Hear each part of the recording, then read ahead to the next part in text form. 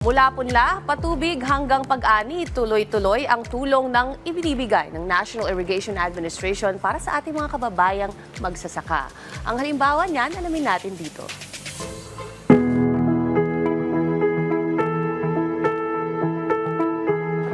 Walang ani kung walang tubig. Kaya naman patuloy na nakatuon ang National Irrigation Administration o NIA sa pagbibigay ng libreng patubig para sa ating mga magsasaka. Pero hindi lamang sa irigasyon nagtatapos ang kanilang misyon. Marami pang programang inilulunsad ang NIA upang mas marami pang magsasaka ang matulungan. Sa puso ng Bicol, ang Naga City. Aktibong isinusulong ng NIA Region 5 ang iba't ibang proyektong nakatuon sa kapakanan ng magsasaka. Kabilang dito ang Convergence Program. Ito ay bahagi ng socio-economic agenda ni Pangulong Ferdinand R. Marcos Jr. at ng 7-point strategic plan ng NIA Administrator na si Eduardo G. Guillen.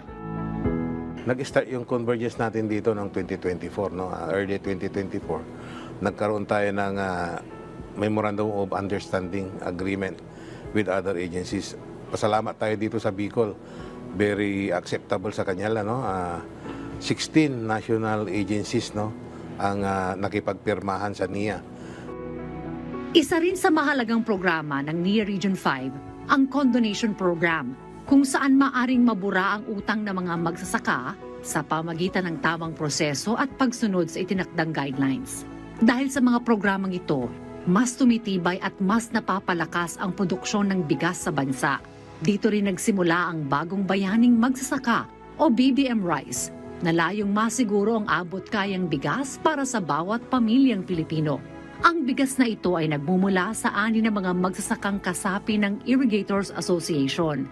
Ito ay ibinebenta ng 29 hanggang 35 pesos kada kilo.